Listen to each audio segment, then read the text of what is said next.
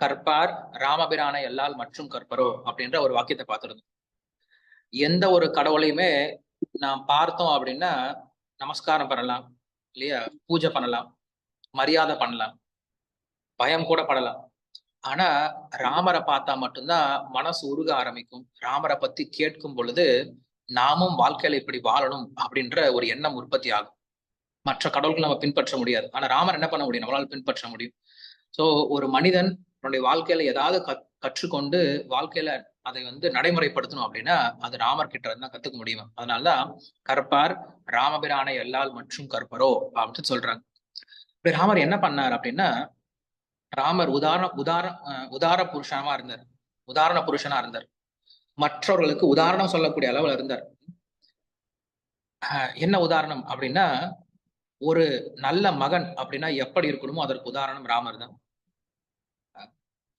காரணம் என்ன அப்படின்னா, அவங்க அப்பா என்ன பண்றாரு, ராமரை கூப்பிட்டு சொல்றாரு, உனக்கு 14 வருஷம் உனக்கு பட்டாபிஷேகம் பண்ண போறேன், உன்னை ராஜாவாக்க போறேன்னு சொல்லி சொல்றேன். சந்தோஷப்பட்டார். அடுத்த நாள் அவங்க அப்பாவை கூப்பிட்டு சொல்றார், உனக்கு பட்டாபிஷேகம் கிடையாது, நீ நாட்டிலையும் இருக்க முடியாது, 14 வருஷம் என்ன பண்ணும், காட்டுக்கு போயிடணும், உன்னுடைய தம்பிக்கு தான் பட்டாபிஷேகம் பண்ண போறேன் அப்படின்னு சொல்றாரு.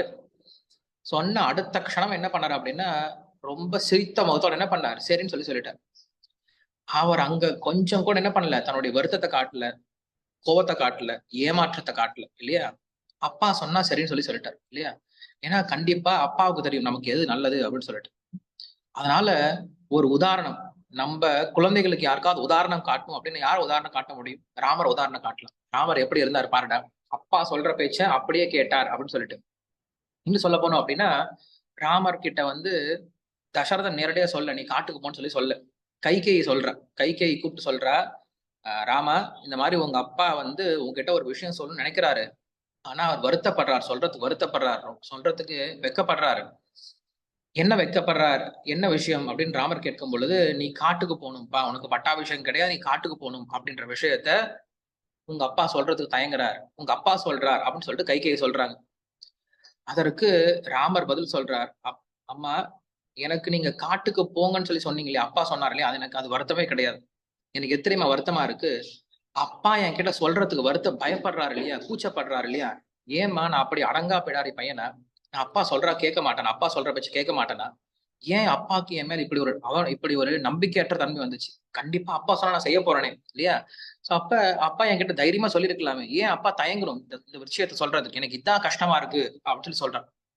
அதுக்கும் மேல ஒரு படி போய் சொல்றாரு, கைகேயி கிட்ட சொல்றாரு, அம்மா நீங்க என்கிட்ட அப்பா சொன்னாருன்னு சொல்ல தேவையில்லை, அப்பா சொன்னாருப்பா நீ காட்டுக்கு போப்பா அப்படின்னு சொல்ல தேவையில்லை, நீங்க சொன்னாலும் நான் போயிடுவேன். அப்பா சொன்னாதான் போவேன், அம்மா சொன்னா போக மாட்டேன் அப்படின்லாம் ஒண்ணும் கிடையாது. நீங்க பார்த்து என்ன காட்டுக்கு போடான்னு சொன்னீங்கன்னா கண்டிப்பா போயிடுவேன். அதனால நீங்களும் என் மேல் நம்பிக்கை வைக்காம போயிட்டு பாத்தீங்களா, அதான் எனக்கு ரொம்ப வருத்தமா இருக்கு அப்படின்னு சொல்லிட்டு அப்பாவையும் அம்மாவையும் என்ன பண்றாரு, திருத்துறாருங்க. ஒரு நல்ல மகன் எப்படி இருக்கணும் அப்படிங்கிறதுக்கு உதாரணம் அவர்தான். அதே போல ராமருடைய அம்மா, உண்மையான பெற்ற தாய் யாருன்னா கௌசல்யா. கௌசல்யா சொல்ற, ராமா அப்பா சொல்ற பேச்ச கண்டிப்பா கேட்கணும், நீ காட்டுக்கு போகணும்னு சொல்ற இல்லையா, அம்மா சொல்ற பேச்சு கேளு, நீ காட்டுக்கு போகாது. அம்மா சொல்ற பேச்சு தான் முதல்ல கேட்கணும். ஏன்னா முதல்ல அன்னையும் பிதாவும் தான் சொல்றாங்க இல்லையா, மாதா பிதான்னு தான் சொல்றாங்க. ஃபர்ஸ்ட் நம்மளுடைய கடவுள் யாரு, அம்மா தான் இல்லையா. சோ அம்மா சொல்ற பேச்சு கேளுப்பா, நீ என்ன பண்ண.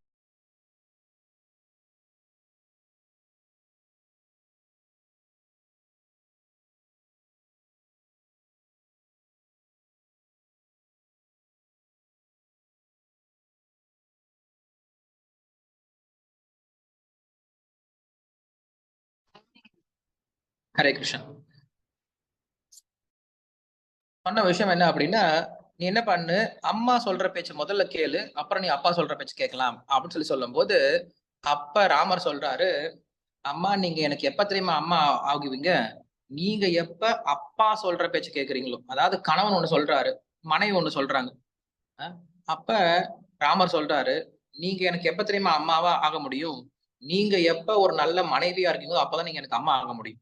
மனைவி அப்படின்னு என்னது, கணவன் சொல்றதை அப்படியே திருப்பி கணவன் சொல்றதை மாத்தி சொல்லக்கூடாது. அதனால நீங்க எனக்கு அம்மா ஆகணும் அப்படின்னா நீங்க என்ன பண்ணும், முதல்ல உங்களுடைய கணவன் சொல்ற பேச்சை நீங்க சரியா கேட்கணும். கணவன் என்ன சொல்றவங்க, உங்களுடைய கணவன் என்ன சொல்றாரு, தசரதன் என்ன சொல்றாரு, காட்டுக்கு போக சொல்றாரு. அதனால அப்பா சொல்ற பேச்ச நீங்க கேட்டாதான் நானும் கேட்க முடியும், அதனால நீங்க எனக்கு அம்மா. அப்படின்னு சொல்லிட்டு கௌசல்யும் திருத்துறாரு. சோ இப்படியாக ராமர் எப்படி இருக்கார் அப்படின்னா, ஒருத்தர் உதாரணம் காட்டணும் அப்படின்னா, ஒரு கணவன்னா எப்படி இருக்கணும், ஒரு குழந்தை, ஒரு மகன்னா எப்படி இருக்கணும், ஒரு ராஜான்னா எப்படி இருக்கணும், ஒரு ஒரு அண்ணன்னா எப்படி இருக்கணும், ஒரு தலைவன்னா எப்படி இருக்கணும், ஒரு நண்பன்னா எப்படி இருக்கணும், ஒரு எதிரினா எப்படி இருக்கணும், ஒரு கடவுள்னா எப்படி இருக்கணும் அப்படின்றதுக்கான உதாரணம் பார்த்தோம் அப்படின்னா ராமர் தான்.